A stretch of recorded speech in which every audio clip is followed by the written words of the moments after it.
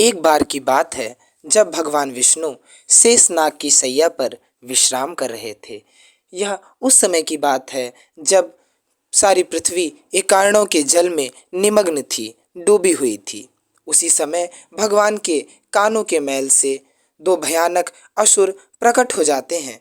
ये दोनों असुर मधु और कैटभ भगवान विष्णु के समान ही बलशाली थे। ये भगवान विष्णु के नाभि से उत्पन्न कमल में बैठे हुए ब्रह्मा जी को मारने के लिए उदग्र हो जाते हैं। दोनों असुरों को अपनी ओर आता देख भगवान ब्रह्मा अत्यंत ही भय से आतुर हो जाते हैं और वे नारायण की ओर देखते हैं। उनको निद्रा में पाकर भगवान ब्रह्मा सोच में पड़ जाते हैं। तभी परम ज्ञानी ब्रह्मा जी को जगजननी जगदम्बा योग माया का स्मरण होता है, क्योंकि उन्हीं का आश्रय लेकर भगवान विष्णु निद्रा में जाते हैं। ब्रह्मा जी देवी की अन्य अन्य प्रकार से स्तुतियां करने लगते हैं।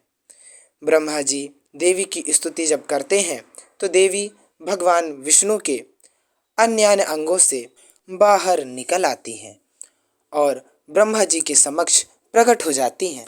देवी के बाहर आते ही भगवान विष्णु की निद्रा खुल जाती है और वो ब्रह्मा जी के कष्ट का कारण उनसे पूछते हैं। तब ब्रह्मा जी उनको सारा वृत्तांत कह सुनाते हैं। यह सुनकर भगवान विष्णु ब्रह्मा जी की रक्षा के लिए उन दोनों असुरों के पास युद्ध करने के लिए जाते हैं। मधु और कैटभ का भगवान नारायण के साथ घमासान युद्ध होता है। चूंकि वो भगवान के समान ही बलशाली थे, इसलिए उन दोनों का वध इतना आसान नहीं था। तब भगवान विष्णु और उन दोनों मधु कैटभ के मध्य कई सारे वर्षों तक मल्ल युद्ध होता रहा। मल्ल युद्ध में भी उन्हें हराना आसान नहीं था। तब देवी योग माया दोनों असुरों के मस्तिष्क में जाके समा जाती हैं और उनसे उल्टे सीधे काम करवाने लग जाती हैं। वे असुर भगवान विष्णु से कहते हैं, हम तुमसे प्रसन्न हैं, तुम हमारे ही समान बलशाली हो, मांगो, तुम मुझसे क्या वर मांगते हो।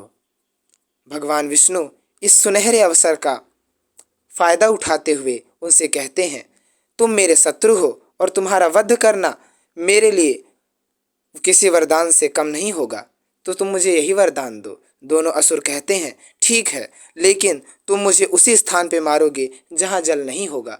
संपूर्ण स्थान पर जल ही जल होने के कारण भगवान विष्णु ने अपने जंघा पर उन दोनों का सर रखकर अपने चक्र से उन दोनों का सर धड़ से विदीर्ण कर दिया और इस प्रकार देवी की कृपा से मधु और कैटभ दोनों राक्षसों का वध होता है और ब्रह्मा जी की रक्षा भी होती है।